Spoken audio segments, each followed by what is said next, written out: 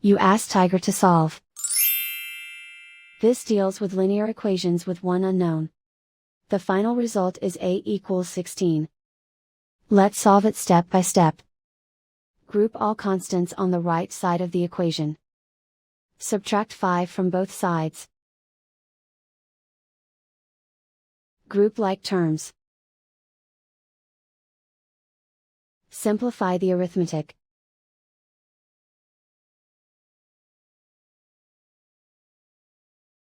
Convert the a into a positive number. Multiply both sides by -1.